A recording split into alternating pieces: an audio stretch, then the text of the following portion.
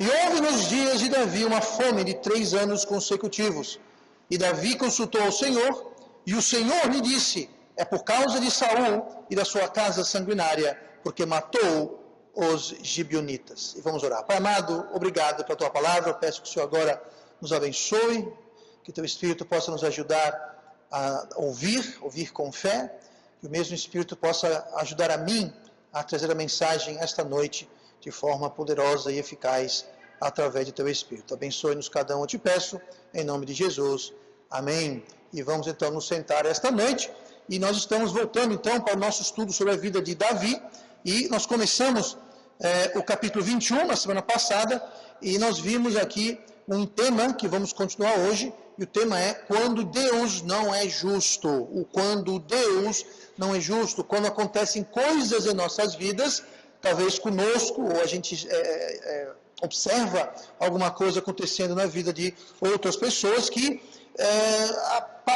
aparenta não ser justo, nós achamos que não é justo, como aqui na situação, nós tivemos 7 homens que morreram por um erro de Saul, e anos mais tarde, nós vamos ver isso hoje, eles foram mortos, e Davi, aqui a gente vê, ele não pensou 2 vezes, o que eu devo fazer? Vai falar com os gibeonitas. Ele foi falar com os gibeonitas, disseram que eram 7 homens da casa de Davi, ele separou 7 homens, entregou a eles, sabendo que eles seriam enforcados, e assim o fez, e ele prontamente atendeu, e a gente pode ir lá e perguntar, mas isso é justo? O que foi que eles fizeram? Então, o que fazer, o que pensar numa situação dessas? Eu mencionei semana passada que, infelizmente, são poucas as pessoas que passam pela vida sem nunca testemunhar ou passar, sofrer uma situação em que a pessoa se pergunta, mas é justo isso? É justo isso que Deus está permitindo acontecer na minha vida? E nós vimos semana passada que muitas vezes isso acontece porque Deus quer chamar a nossa atenção. Deus está dando um puxão de orelha, Deus está dando um tapinha no ombro, Deus está querendo captar nossa atenção. E às vezes Ele permite essas coisas porque nós notamos, nós percebemos esse tipo de coisa. E nós vimos também que passaram-se muito tempo aqui, foi algo sendo tratado que foi da época de Saul. Gente, havia décadas passadas desde que Saul havia morrido, muito menos feito isso. E a questão é a seguinte, Deus não tem pressa. Deus não está com pressa alguma. Então ele estava lidando com o caráter não só de Davi, mas com o caráter de toda a nação, como nós vamos ver hoje. E quando Deus está moldando, trabalhando conosco, Ele não tem pressa. Ele não toma atalhos. Ele não faz a coisa pela metade. Muitas vezes nós queremos fazer isso, nós queremos arrumar atalhos. Nós queremos dar um jeitinho, né? O famoso jeitinho brasileiro. Deus, eu sei que diz que Deus é brasileiro, Deus não é brasileiro e Deus não tem jeitinho brasileiro. Então Deus não tem pressa. Quem dita os termos, quem dita a velocidade com que Deus vai trabalhar conosco, somos nós. Se a gente quer arrastar os pés e fazer corpo mole, Deus fala, tudo bem. Deus literalmente tem todo o tempo do mundo. Quem não tem tempo somos nós. A cada minuto que passa é tempo que nós nunca vamos ter de volta. É um atraso de vida que não tem como recuperar, porque tempo é igual para todo mundo. Então Deus não tem pressa. E se for demorar 1 ano, 5 anos, 10 anos, 15 anos, Deus não vai ter pressa. Ele não vai abreviar o seu plano. Então nós temos que sempre lembrar disso quando coisas assim acontecem. Mas nós começamos o versículo 1 na semana passada e nós vamos continuar no versículo 1 hoje. E provavelmente na semana que vem. Mas pastor, tudo em um versículo só? Para você ver, a Bíblia às vezes tem um versículo que você pode passar tempão aí, só lendo e relendo e mastigando e meditando. E olha comigo então no versículo 1. E houve nos dias de Davi uma fome de 3 anos consecutivos, e Davi consultou ao Senhor. Marque bem a palavra consultou.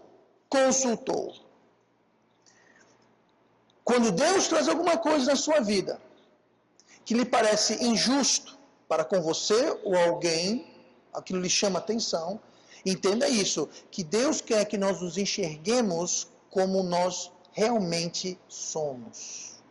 Deus quer que eu e você, nós olhamos no espelho e sejamos brutalmente honestos com nós mesmos. Deus quer, em outras palavras, que você e eu percebamos o quão ruim nós somos. O quão mal nós somos. Pastor, estamos falando de ruim e mal? Eu não. Deus, na Bíblia, deixa isso abundantemente claro. Ele fala que o coração do homem é mau, perverso e enganoso. Começa por aí. O coração do homem, ele é mau, ele é perverso e enganoso. E a Bíblia fala que todas as fontes da vida saem de onde? Do coração. Assim, de tudo que se deve guardar, guarde o seu coração, porque deles procedem as fontes da vida. Então, se o meu coração é mau, perverso e enganoso, e tudo na minha vida vai fluir dele, então nós temos que perceber que nós não somos tão bons e maravilhosos quanto nós às vezes gostamos de pensar que nós somos. Isso não ajuda em absolutamente nada. Existem igrejas por aí, existem religiões e movimentos religiosos que pregam, ensinam justamente ao contrário. Eles adotam uma teologia chamada confissão positiva. Alguém já ouviu falar em confissão positiva? Se você nunca ouviu falar, você não perdeu nada. Basicamente, confissão positiva é para você afirmar o quão maravilhoso você é. E se você afirmar isso suficiente vezes, número de vezes, você vai se tornar maravilhoso. E você precisa então fazer afirmações positivas. Essa teologia, ela é fruto do ministério de um homem chamado Robert Schuller. Ele já morreu, não muito tempo atrás, e conhecido, ministrava no estado da Califórnia, construiu uma grande igreja chamada Catedral de Cristal.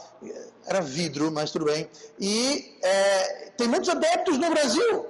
Alguém já ouviu falar em Valnice Milhomes? Ela é assim com ele, muito adepta. E Ministério Verbo da Vida, tem aqui em Maceió.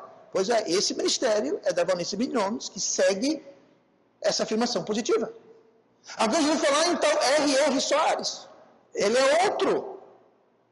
Afirmação positiva, e por aí vai. Certo? Edir Macedo e aquele outro apóstolo lá que é o cowboy e tal coisa, mas, enfim, existem muitos adeptos, Ricardo Godin, Sônia Hernandes, Miguel Ângelo, entre outros. Muito propagado. Não é nada abafado, nada raro no mundo e no Brasil. E o que eles afirmam é o oposto do que Deus quer que eu e você façamos. Deus quer que nós percebamos o quão ruim nós somos, o quão mal nós somos. Mas, pastor, isso não é positivo. Mas se você fica dizendo que você é maravilhoso, então isso também não é positivo, porque você não é maravilhoso. Eu sou um pouquinho maravilhoso, mas, em geral, nós não somos pessoas maravilhosas, gente. Nós somos carnais, nós somos pecadores, nós somos falhos, nós somos fracos. E você achar e afirmar que é o contrário, não vai mudar nada. Vai só colocar a culpa em outra pessoa, porque afinal de contas, eu sou maravilhoso, então a fonte dos meus problemas não sou eu, porque eu sou maravilhoso. A culpa é de um, é de outro, daqui, é dali, é do meu pai, da minha mãe, só não é minha, porque eu sou maravilhoso. Então você nunca vai resolver nada se você não se enxergar como você realmente é. E aqui Deus está querendo trazer isso para a mente de Davi e, consequentemente, para todos nós também. Quando algo assim ocorre, quando acontece uma coisa injusta, ou que aparenta ser injusta em nossas vidas, existem 3 reações que o crente pode ter. A primeira reação é que ele vai sentir raiva de Deus, porque Deus permitiu que aquilo acontecesse. Deus, por que isso aconteceu comigo? Ou Deus, por que isso aconteceu com fulano? Porque, primeira reação que você pode ter é você ficar com raiva, ficar irado com Deus. A segunda é você querer culpar as pessoas pelos seus problemas. E mais uma vez, voltando ao fato que se você se acha maravilhoso, obviamente, a culpa não é sua, a culpa é de outra pessoa, nunca sua, porque você é o ápice da maravilha. A terceira opção é você se perguntar: o que foi que eu fiz de errado? Será que eu tenho culpa? Será que eu tenho alguma responsabilidade nisso tudo? Será que eu posso fazer alguma coisa? Ou desfazer alguma coisa? São 3 reações. E Deus quer que a gente, obviamente, escolha a última.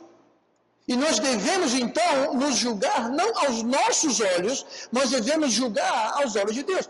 Por que não, pastor, julgar aos nossos olhos? Porque nós somos muito misericordiosos conosco. Nós somos muito pacientes e generosos conosco. Quando você e eu cometemos um erro, besteira, bobagem, deixa pra lá. Quando outra pessoa comete o mesmíssimo erro, como você foi capaz? Pronto, aí o mundo vai acabar, não tem misericórdia, não tem paciência, não tem nada. É ira, justiça. Por quê? Porque não é com você, não é comigo, é com os outros. Então nós não devemos nos julgar aos nossos olhos, porque nós sempre vamos querer enxergar nós melhor do que nós somos. E Deus não quer isso. Então nós devemos fazer, número 1, um autoexame, mas mais importante é deixar que Deus nos mostre. Deixar que Deus nos examine. E aqui nesse ponto nós podemos esbarrar num assunto de pecados ocultos ou erros ocultos. Pastor, o que é pecado oculto? O que é erro oculto? Bom, deixa eu dizer o que não é. Pecado oculto, quando a Bíblia se refere a erro oculto, não está falando sobre um pecado que ninguém sabe o que é. Eu sei, por exemplo, eu fui na casa do irmão Jaiso e eu roubei lá roubei alguma coisa lá na casa dele. Aquela barra de ouro que você está procurando? Pois é, eu roubei. Só que ninguém sabe. Eu sei porque eu roubei, mas ninguém sabe. Isso não é o que a Bíblia chama de um pecado oculto. Tá? O pecado oculto é quando eu fiz alguma coisa e eu não tenho consciência daquilo, ou talvez eu esqueci. Tá? Eu não lembro mais. Geralmente é uma coisa... Se eu roubar uma barra de ouro, é difícil esquecer, porque aquela barra de ouro é pesada, eu vendi, comprei uma mansão, um iate, então fica difícil esquecer que eu roubei a barra de ouro do irmão. Mas, entende? Então, o pecado oculto, quando a Bíblia fala sobre isso, é um pecado que o pecador não tem consciência. Esqueceu ou simplesmente não se deu conta. Eu estava passando, irmão, e sem querer, querendo, aquela barra de ouro caiu no meu bolso, e eu fui para casa e não percebi, só que eu cheguei em casa. Ou seja, uma coisa que você não tem ciência, você não lembra, você não está sabendo. Eu estava andando aqui, eu pisei em cima do pé de alguém, quebrei o pé da pessoa, mas eu nunca fiquei sabendo. Então, é bom para Deus mostrar, porque pode haver que haja algo que nós realmente não sabemos ou não temos consciência. Nos esquecemos ou nunca soubemos. E se eu não tenho consciência, se eu não sei, se eu esqueci, como é que eu vou lidar com aquilo se eu não sei? Então você faz o quê? Você vai para Deus e fala, Deus, me mostre. Lá no Salmo 19, quem quiser abrir no Salmo 19, no versículo 12, diz assim, quem pode entender os seus erros? Purifica-me tu dos que me são ocultos.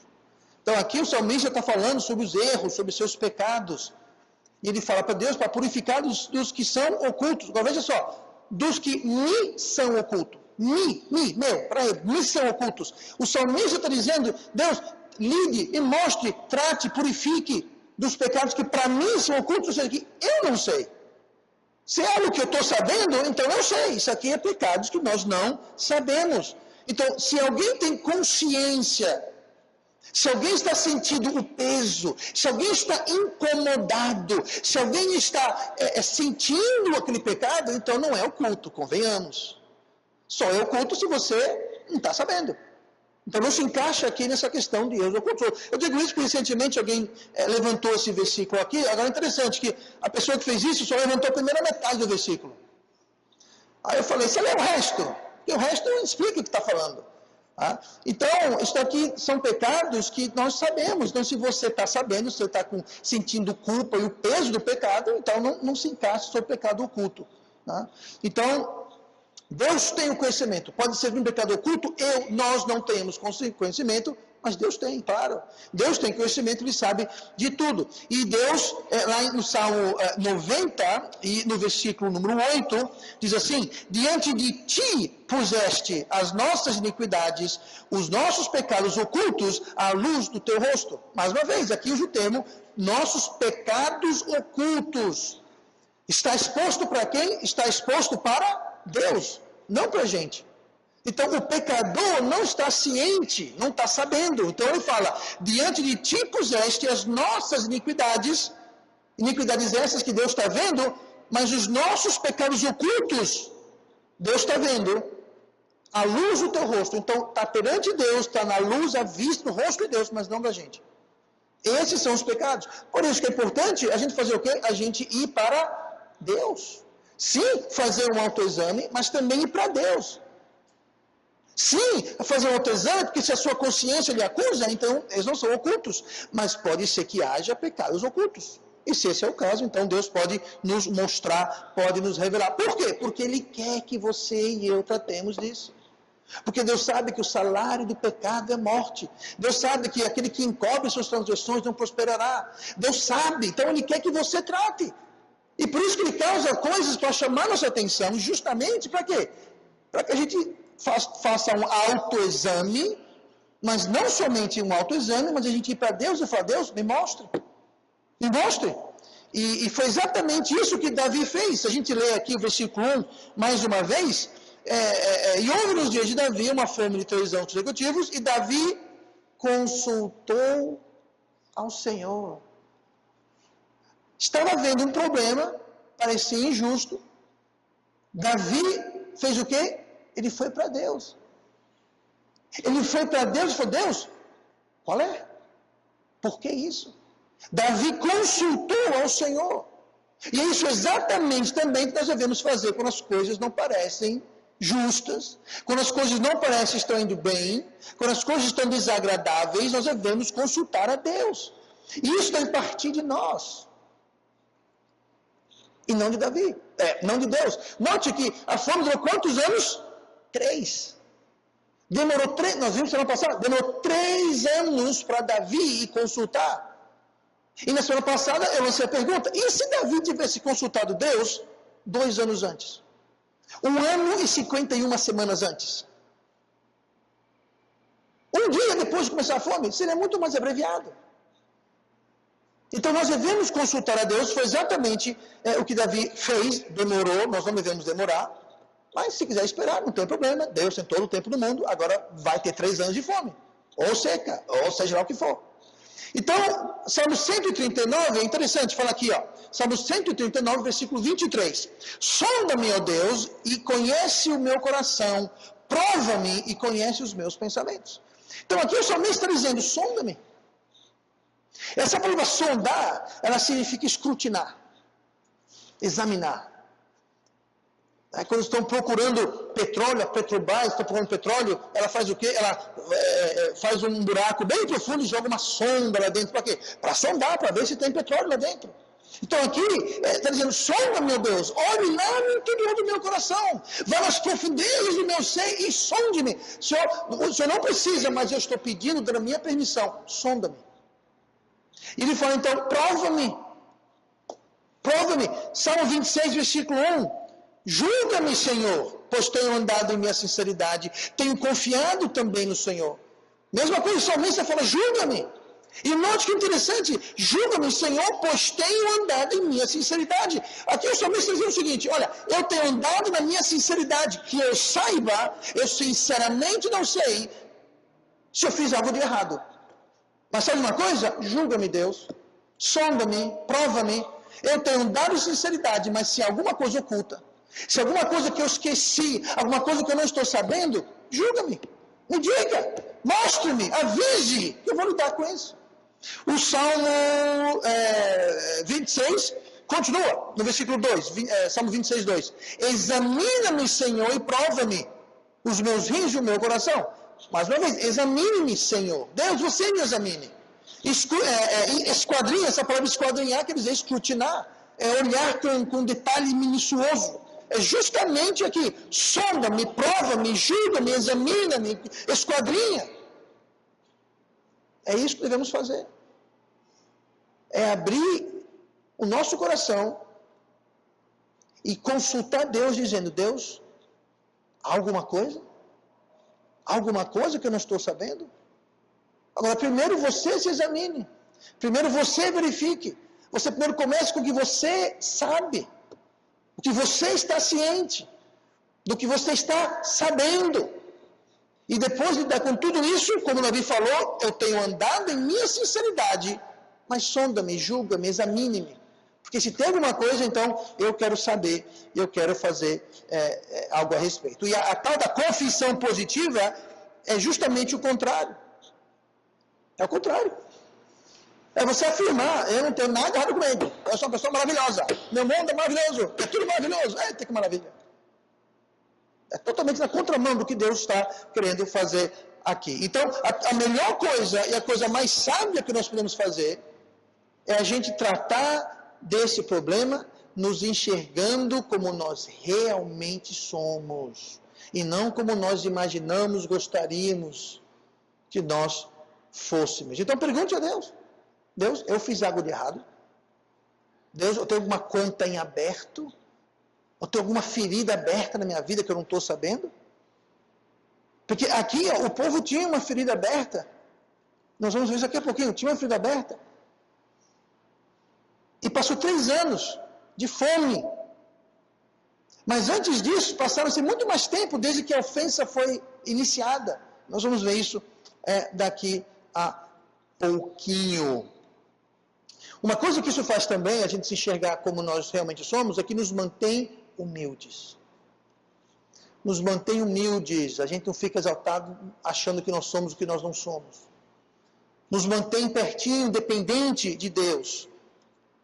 Muitas vezes, quando uma coisa ruim acontece, em vez de procurar a solução aqui, a fonte do problema aqui, nós começamos a culpar as pessoas.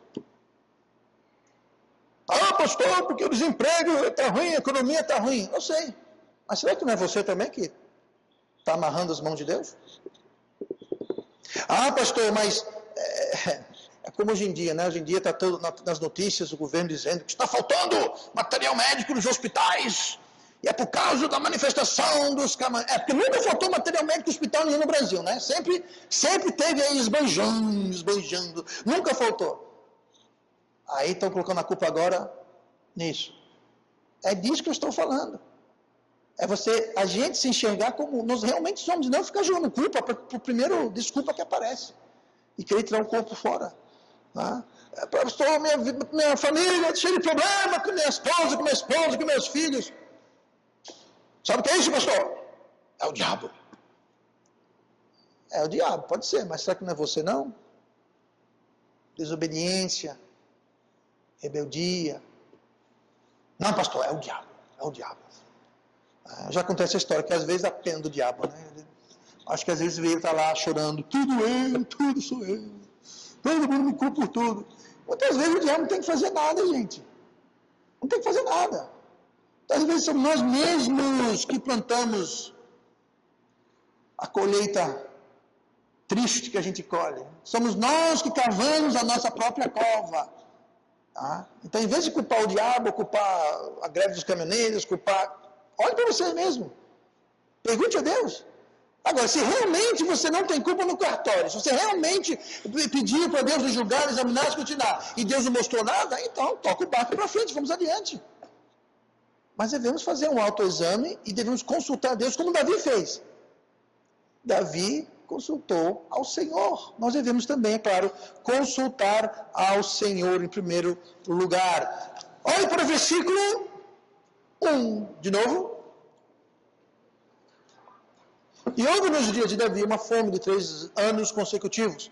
E Davi consultou ao Senhor, e o Senhor lhe disse: é por causa de Saul e da sua casa sanguinária. Vamos parar por aí. Marque bem a palavra Saul. Segunda coisa, quando alguma coisa que não parece justo, uma coisa desagradável acontece em nossas vidas, lembre-se de nunca confundir a paciência de Deus com esquecimento. Esse ponto é muito importante. Muito importante. Não confunda a paciência e longanimidade de Deus com esquecimento. Deus não tem Alzheimer. Deus não tem problema de memória fraca.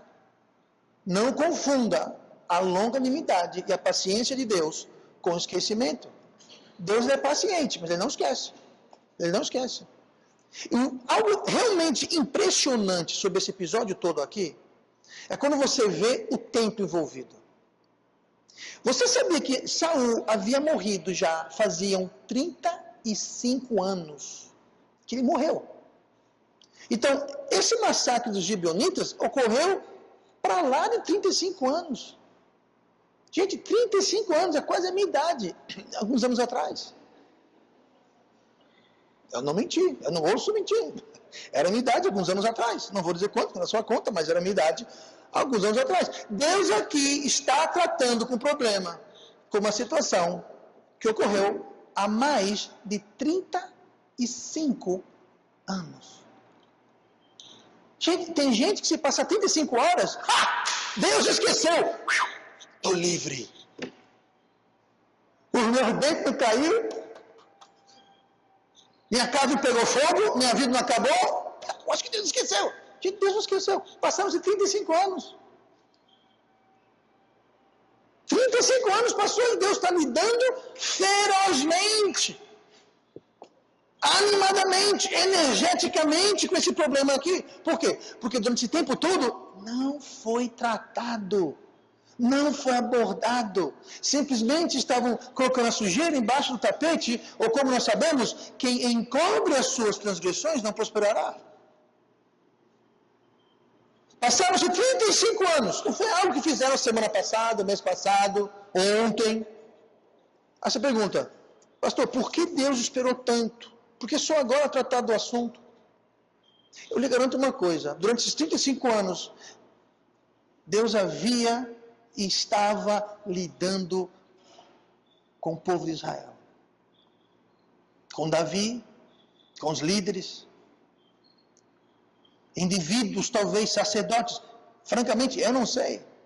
Mas eu lhe garanto que por 35 anos Deus estava esperando. Se Deus teve paciência e longanimidade, é porque Ele estava esperando ter um retorno, uma luz, uma esperança, que alguém ia tratar, que alguém ia tomar uma atitude. Sabe, Deus não era o tipo de pessoa. Você conhece pessoas assim? Você chega lá, a pessoa com um bico desse tamanho. Qual o problema? Alguém fez uma coisa para você? A pessoa só está mordida, como dizem, né? Por que está mordida, ninguém sabe por que está mordida. Está brava. Alguém pensa com uma irmã assim? Alguma pessoa assim? Eu digo irmã porque você sabe, né? Sabe, Deus não vai ficar irado e não vai dizer para ninguém. Por quê? Se Deus vai ficar irado, é porque tem uma causa. Se tem uma causa, Ele quer resolver. Por que eu sei que Deus quer resolver? Porque Deus não poupou o seu Filho para resolver o nosso problema. Deus quer resolver o problema. Ele não vai ficar irado com a nação inteira, mandar uma fome, não vai morrer um monte de pessoas, e não vai dizer para ninguém. E nesses 35 anos, eu não vou falar para ninguém porque é por causa disso. Eu não vou informar, não fazer nada. Eu vou só esperar, e daqui a 35 anos, eles vão ver uma coisa. E todo mundo... Não. Durante 35 anos, ninguém havia dado ouvidos a Deus. E Deus quer muito nos dizer qual é o problema e o que fazer a respeito. Ele quer informar o que foi que a gente fez e como a gente pode consertar. Ele quer isso. Ele quer isso. Mas ninguém o ouviu, ninguém prestou atenção, até o dia que ele desce a vara. Aí a gente, opa! Aí o ouvido da gente, ó, pim! Diz o ditado que quando estamos na bonança, a voz de Deus é aquele sussurro baixinho lá longe. Mas quando estamos no vale da aflição, a voz de Deus é alta e clara. É exatamente isso. Às vezes Deus aumenta o volume, trazendo alguma injustiça, entre aspas. Às vezes Deus aumenta o volume, trazendo alguma situação, para que a gente ouça, para que aquela voz distante, aquele sussurro distante, se torne um alarido em nossos ouvidos. Mas o fato é que durante 35 anos, ninguém ouviu a Deus, ninguém ligou para Deus. Durante 35 anos, eles estavam, nem aí. Afinal, os gibeonitas não eram nem judeus, não eram israelitas. Eles eram descendentes dos amoreus. O que aconteceu foi que, quando Josué estava invadindo a terra, um grupo de gibeonitas se disfarçaram e vieram para ele dizendo que era uma terra longínqua, porque eles sabiam que a ordem de Deus era para matá-los, para erradicá-los. E eles fizeram um pacto com Josué. E esse pacto foi honrado durante todos os anos. E foi Saul que quebrou esse pacto e os atacou e os massacrou. Quebraram um pacto que haviam feito em nome de Deus. Havia injustiçado essas pessoas que moravam, habitavam entre eles, durante esse tempo todo, centenas e centenas de anos. E covardemente, bruscamente, Saul quebrou o pacto, atacou-os e matou um bocado. E ninguém achou nada de errado com isso. Ninguém ficou indignado. Ninguém ficou injuriado. Ninguém ficou bravo, ninguém tomou atitude, ninguém levantou a questão. Simplesmente, sujeira debaixo do tapete. E durante 35 anos, ninguém se incomodou, ninguém viu nada de errado por esse mal que havia acontecido. Sim, foi por causa a Bíblia fala, por causa de Saul e da sua casa sanguinolenta, mas ninguém tomou atitude. Ninguém fez reparação, ninguém foi sequer pedir perdão ou desculpas. Aceitaram aquilo numa boa. E Deus viu aquilo. E Deus ficou irado. Mas passaram-se 35 anos até que Deus mandasse a fome para que eles ouvissem e prestassem atenção. Depois de 35 anos, Deus decidiu, sabe uma coisa? Basta. Chega. Chegou no ponto que agora não tem mais desculpa. 35 anos é tempo bastante. Ninguém está me ouvindo, ninguém está ligando, então eu vou fazer eles ligarem. Eu vou mandar uma fome. Por 3 anos haverá falta de alimentos. Então, em 3 anos, pessoas vão passar fome, pessoas morrerão, haverá essa crise. Então, só porque o relâmpago não caiu na sua cabeça pelo que você fez ontem. Só porque a sua casa não pegou fogo. Só porque você não pegou uma doença ruim e está no leito do hospital. Não pense você que Deus esqueceu. Não pense você que Deus está com Alzheimer e... Não. Entenda. Eu não sei quanto tempo Deus nos dá. Aqui foi 35 anos. Mas chega uma hora que Deus fala, agora chega. Agora basta. Vocês estão nem aí, vocês não estão ligando, vocês estão brincando, vocês estão levando isso numa boa, achando que está tudo bem, e só por causa da minha paciência e longanimidade, que o mundo não está caindo, o seu mundo não está desmoronando, vocês pensam que está tudo maravilhoso. Mas os 35 anos, ou seja, lá o tempo que é que Deus determinou, para mim e para você, vai chegar uma hora que vai acabar. E vai vir uma fome. Uma outra tragédia na sua vida. E você vai olhar para os céus e dizer, Deus, por que isso? Deus, o que foi que eu fiz? Aí consulte a Deus, sabe por quê? Ele vai te dizer. Ele vai mostrar para você. Talvez não venha numa mensagem de WhatsApp, no e-mail, no Twitter, talvez não venha assim, mas Deus vai mostrar no seu coração. Qual o problema? Deus vai colocar o dedo assim na ferida, falar assim, ó, então isso aqui? É isso aqui, ó. Provavelmente não vai ser agradável e vai doer. Por isso que você tem evitado tratar com aquilo. Mas chega uma hora que a paciência de Deus acaba. Deixa eu refrasear. Não é tanto que a paciência de Deus acaba. Deus, ele fecha a torneira da sua paciência. Nós, em termos de paciência e ira, nós devemos ser como Deus. Tem hora de ligar a ira e desligar a ira. Ligar a paciência, desligar a paciência. Não ser emotivo. Porque a paciência de Deus é eterna e infinita. Mas tem hora que ele fecha a torneira. E abre a da ira. E do juízo. Então, só porque o céu não desmoronou na sua cabeça, não quer dizer que Deus esqueceu. Não quer dizer que você está... Me livrei dessa. Te garanto que o povo aqui pensou a mesma coisa. Me livrei dessa. E Deus falou, Lembra da casa de Saul, aquela casa sanguinolenta que matou os gemelos? Mas Deus, aquilo faz 35 anos. Sim, Deus, eu lembro. Pois é. Ninguém piscou, ninguém achou ruim, ninguém fez nada, ninguém foi perguntar como que eles estavam, ninguém pediu perdão. Mas agora chegou a hora, vamos ver. Agora, vai consultar os gibeonitas. E Deus tinha colocado no coração dos gibeonitas de pedir 7 homens para serem enforcados perante o Senhor. Ou seja, era em obediência a Deus. 7 homens morreram. Deus não havia esquecido.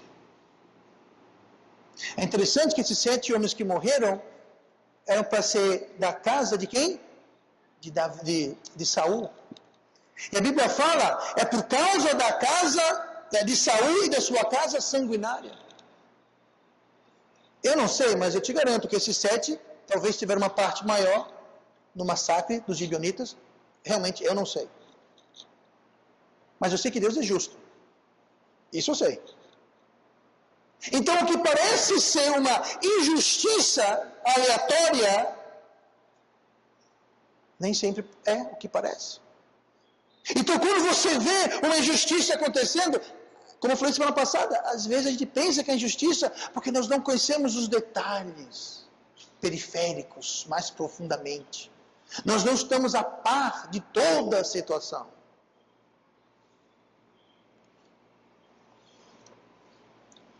Isso nos leva a uma outra perspectiva, a um outro ponto de vista sobre esse assunto. Estou já encerrando aqui esse ponto. Que é o outro lado da moeda. Você vê alguém, eu estou olhando para aqui, irmã, não é com você não, tá? Você vê alguém aqui, pintou, bordou, pecou, armou os diabos 4. E lá está ele. Feliz da vida, tranquilo, saudável. Está tudo bem com ele? Foi promovido? Ganhou um aumento? Ganhou na moto? Está de carro novo? Aí você se pergunta, Deus, ele fez isso, arrastou o seu nome na lama, prejudicou irmãos, pintou e bordou, mentiu, trapaceou. Isso é justo? Calma. Deus tem longanimidade, mas Deus não esquece. Vai chegar a hora dele ali, sentado ali, com cara inocente ali, meu irmão. Vai chegar a sua hora, irmão. A mãe já está tremendo já. Vai chegar a hora. Tem aquele ditado, Deus tarda, mas não falha. Pois é. Não confunda a longanimidade e a paciência de Deus com o esquecimento. Deus não esquece. A Bíblia fala que Deus não terá o culpado para o inocente. E eu já estive no ministério longo bastante para ter observado esse tipo de fenômeno. A pessoa pinta e borda e faz, aí lá na frente, talvez é 1, é 2, é 3, é 10 anos, aí você vê quando é hora de puxar conta com Deus. Deus esperou, deu oportunidade, deu chance, mandou convicção, deu recado, mostrou, da pessoa nada. Chega uma hora que Deus fala. Leia Provérbios capítulo 1. Não vamos ler por questão de tempo, temos que nos despedir logo em breve, eu sei que amanhã é feriado, mas eu não vou abusar do tempo dos irmãos, mas lá em Provérbios capítulo 1, do versículo 14 a 15 em diante, fala justamente sobre isso, alguém que rejeitou Deus, e Deus falou, agora é o seguinte, mesmo que você me busque, eu vou me esconder de você. Quando o seu pior pesadelo sobrecair sobre você, eu vou mangar de você. Eu vou rir da sua cara. Ah, Deus não falaria isso. Leia lá Provérbios capítulo 1, está lá escrito, não foi eu que escrevi, está lá.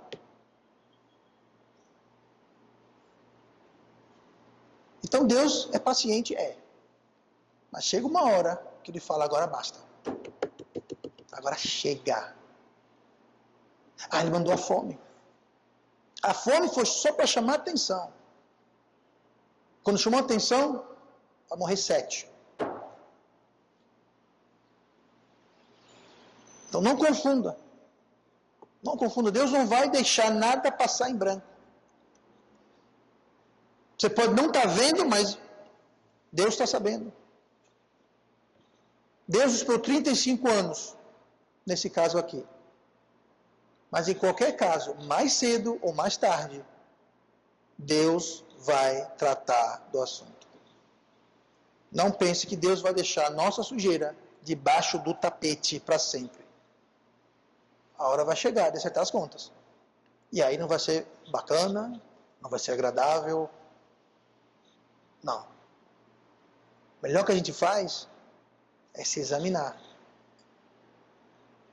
Consultar Deus, como Davi fez. Só que Davi esperou 3 anos. 3 anos. 3 anos.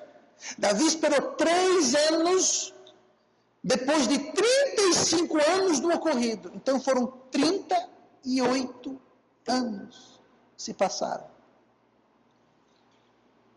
Não precisa esperar 38 anos não, gente. Constantemente, diariamente. A Santa Ceia, entre outras coisas, é justamente sobre isso. É a gente fazer um autoexame. Examine-se, pois, o homem a si mesmo. Para você se examinar e falar, Deus, se há alguma coisa, julgue-me, sonda-me, escrutina-me, me diga o que é para eu tratar. Mas não tem que esperar a Santa Ceia, não. Faça todo dia. Não vai matar ninguém. Todo dia. Se examine e fala, Deus, eu fiz alguma coisa hoje passível de ser tratado e eu esqueci, eu não fiquei sabendo, eu pisei no pé de alguém sem saber. Eu fiz alguma coisa que eu estou sabendo, Deus, que o que eu estou sabendo eu sei, agora que eu não estou sabendo, me mostre e trate. Não vou deixar acumular, passar 35 anos não, porque a coisa complica. Por isso que é bom consultar a Deus. Para ver se a gente esqueceu por conveniência, se a gente esqueceu de verdade. E quando perguntamos a Deus com sinceridade, Deus sempre responde. Por quê? Porque Ele quer nos ajudar. Ele quer nos ajudar a resolver esses problemas. Mas precisa ser resolvido do jeito de Deus. Não do nosso jeito. Tem que ser resolvido ao modo da palavra de Deus. Não do nosso jeito. Amém? E vamos orar. Pai amado.